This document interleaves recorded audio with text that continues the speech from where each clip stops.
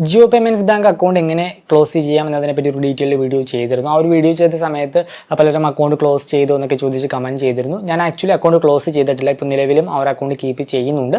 എനിക്കൊരു കമൻറ്റ് വന്നിരുന്നു എങ്ങനെ അത് ക്ലോസ് ചെയ്യാമെന്ന് ചോദിച്ചുകൊണ്ട്. സോ അങ്ങനെ ജസ്റ്റ് ചെയ്തൊരു വീഡിയോ മാത്രമാണ്. ഈ ഒരു ജിയോ പേയ്മെൻറ്റ്സ് ബാങ്ക് നോക്കിക്കഴിഞ്ഞാൽ നമുക്ക് ഡിജിറ്റലി ഓപ്പൺ ചെയ്യാൻ സാധിക്കുന്ന അക്കൗണ്ടുകളിൽ നമുക്ക് രണ്ട് കാറ്റഗറി അക്കൗണ്ടുകളാണ് വരുന്നത്. ഒന്ന് ഡിജിറ്റൽ സേവിങ്സ് അക്കൗണ്ട്, നോർമലി എല്ലാവർക്കും ഓപ്പൺ ചെയ്യാൻ സാധിക്കുന്ന സേവിങ്സ് അക്കൗണ്ട്. മറ്റൊന്ന് സാലറി അക്കൗണ്ടാണ്. സേവിങ്സ് അക്കൗണ്ടിലേക്ക് വന്നു കഴിഞ്ഞാൽ സീറോ ബാലൻസ് അക്കൗണ്ടാണ്.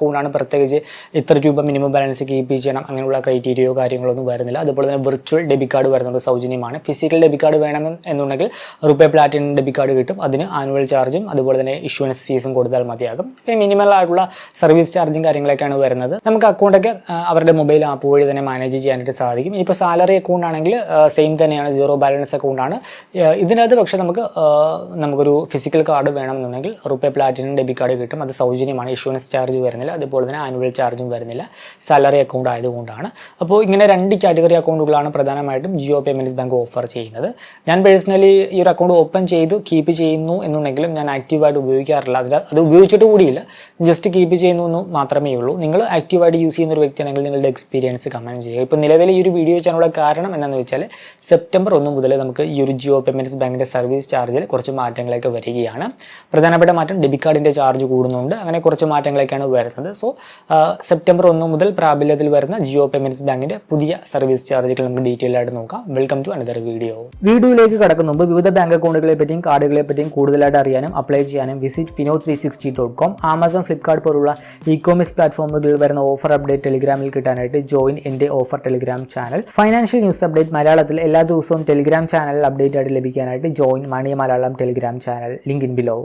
സോ ഇതാണ് ജിയോ പേയ്മെൻറ്റ്സ് ബാങ്കിൻ്റെ സർവീസ് ചാർജ്. സെപ്റ്റംബർ 1 മുതൽ പ്രാബല്യത്തിൽ വരുന്ന സർവീസ് ചാർജ്. ഇതിൽ ബിസിനസ് കറസ്പോണ്ടൻറ്റ് ചാനൽ വഴി നമുക്ക് ബേസിക് സേവിങ്സ് അക്കൗണ്ട് അതുപോലെ തന്നെ പ്രീമിയം സേവിങ്സ് അക്കൗണ്ടാണ് ഓപ്പൺ ചെയ്തെങ്കിൽ ഇതാണ്. ഇപ്പോൾ കൂടുതൽ ആളുകളും ഡിജിറ്റൽ ചാനൽ വഴി ഒന്നെങ്കിൽ ഡിജിറ്റൽ സേവിങ്സ് അക്കൗണ്ട്, അതുപോലെ തന്നെ ആധാർ OTP സേവിങ്സ് അക്കൗണ്ട്, അല്ലെങ്കിൽ ഡിജിറ്റൽ സാലറി അക്കൗണ്ട്, ഇതിലേതെങ്കിലും ഒന്നായിരിക്കും ഓപ്പൺ ചെയ്തിരിക്കുന്നത്. സോ അതിൻ്റെ സർവീസ് ചാർജ് നമുക്ക് നോക്കാം. മന്ത്ലി ആവറേജ് ബാലൻസ് റിക്വയർമെൻറ്റ് ആണെങ്കിൽ ഇത് മൂന്നിലും മന്ത്ലി ആവറേജ് ബാലൻസ് റിക്വയർമെൻറ്റ് വരുന്നില്ല. Non maintenance monthly average balance charge ഇല്ല. ആനുവൽ പ്ലാൻ ചാർജ് പ്രത്യേകിച്ച് വരുന്നില്ല. അത് ബിസിനസ് കറസ്പോണ്ടൻറ്റ് ചാനൽ വഴി ഓപ്പൺ ചെയ്ത അക്കൗണ്ട് ആണെങ്കിൽ ആപ്ലിക്കബിൾ ആണ്. അത് ഞാൻ കവർ ചെയ്യുന്നില്ല, കാരണം അങ്ങനെയുള്ളവർ കുറവായിരിക്കും. ഡിജിറ്റൽ അക്കൗണ്ട് ആയിരിക്കും കൂടുതലായിട്ട് ഓപ്പൺ ചെയ്തിരിക്കുന്നത്. സോ ഡിജിറ്റൽ കാറ്റഗറിയിലുള്ള 3 അക്കൗണ്ടിലും ഈ ഒരു ആനുവൽ പ്ലാൻ ഫീ വരുന്നില്ല. പിന്നെ വരുന്നത് ഡെബിറ്റ് കാർഡാണ്. ഡെബിറ്റ് കാർഡ് നോക്കിക്കഴിഞ്ഞാൽ മൂന്നിലും റുപേ പ്ലാറ്റിനം ഫിസിക്കൽ ഡെബിറ്റ് കാർഡാണ് വരുന്നത്. അതിൻ്റെ ചാർജ് ഇപ്പോൾ നിലവിൽ കൂട്ടിയിട്ടുണ്ട്. മുൻപ് അത് 200 സംതിങ് ആയിരുന്നു. ഇപ്പോൾ ഇഷ്യൂവൻസ് ഫീസ് വരുന്നത് 338 രൂപ പ്ലസ് GST ആണ്. ഡിജിറ്റൽ സേവിങ്സ് അക്കൗണ്ട് അതുപോലെ തന്നെ ആധാർ OTP ബേസ്ഡ് അക്കൗണ്ട് ആണെങ്കിലും ഡിജിറ്റൽ സാലറി അക്കൗണ്ട് ആണെങ്കിൽ അത് സൗജന്യമാണ്, ചാർജില്ല. അതുപോലെ തന്നെ ആനുവൽ ഫീസും സെയിം ആണ്. ഡിജിറ്റൽ സേവിങ്സ് അക്കൗണ്ട് ആണെങ്കിലും ആധാർ OTP സേവിങ്സ് അക്കൗണ്ട് ആണെങ്കിലും 338 രൂപ 98 പൈസ പ്ലസ് GST ആണ് വരുന്നത്. അത് സാലറി അക്കൗണ്ടിന് ആനുവൽ ചാർജും ഇല്ല. പിന്നെ കാർഡ് റീപ്ലേസ്മെൻറ്റ് ഫീസ് സെയിം ആണ്, 127 രൂപ 12 പൈസ പ്ലസ് GST ആണ്. പിൻ ജനറേഷൻ ചാർജ് മൊബൈൽ ബാങ്കിങ് വഴി ഇല്ല, സൗജന്യമാണ്. പിന്നെ ATM ഇൻ്റർചേഞ്ച് ഫീസ് നമുക്ക് ഒരു മാസം 5 ട്രാൻസാക്ഷനാണ് നമുക്ക് ഫ്രീ ആയിട്ട് കിട്ടുന്നത്, ഫൈനാൻഷ്യൽ പ്ലസ് നോൺ ഫൈനാൻഷ്യൽ. അത് കഴിഞ്ഞ് കഴിഞ്ഞാൽ ഫൈനാൻഷ്യൽ ട്രാൻസാക്ഷൻ ആണെങ്കിൽ 23 രൂപ plus GST, non financial transaction ആണെങ്കിൽ 9 രൂപ പ്ലസ് GST ചാർജ് ഈടാക്കും. ഡെയിലി ട്രാൻസാക്ഷൻ ലിമിറ്റ് ATM വഴിയാണെങ്കിൽ ഡിജിറ്റൽ സേവിങ്സ് അക്കൗണ്ട് 50,000 രൂപ, ഡിജിറ്റൽ സാലറി അക്കൗണ്ടും 50,000 രൂപയാണ്. ആധാർ OTP സേവിങ്സ് അക്കൗണ്ട് ആണെങ്കിൽ 25,000 രൂപയാണ് ഡെയിലി ATM ട്രാൻസാക്ഷൻ ലിമിറ്റ്. ഇനിയിപ്പോൾ ഡെയിലി POS അതുപോലെ തന്നെ ഇ-കൊമേഴ്സ് ട്രാൻസാക്ഷൻ ലിമിറ്റ് വരുന്നത് ഡിജിറ്റൽ സേവിങ്സ് അക്കൗണ്ടും അതുപോലെ തന്നെ ഡിജിറ്റൽ സാലറി അക്കൗണ്ടും 1.5 ലക്ഷം രൂപയാണ് daily limit. Aadhaar OTP savings account ആണെങ്കിൽ 25,000 രൂപയാണ് ഡെയിലി ലിമിറ്റ് വരുന്നത്.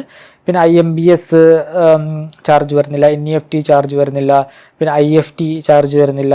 UPI P2P transaction, UPI P2M transaction ഒക്കെ സൗജന്യമാണ്. ബിൽ പേയ്മെൻറ്റ് കൺവീനിയൻസ് ഫീസ് ഇല്ല.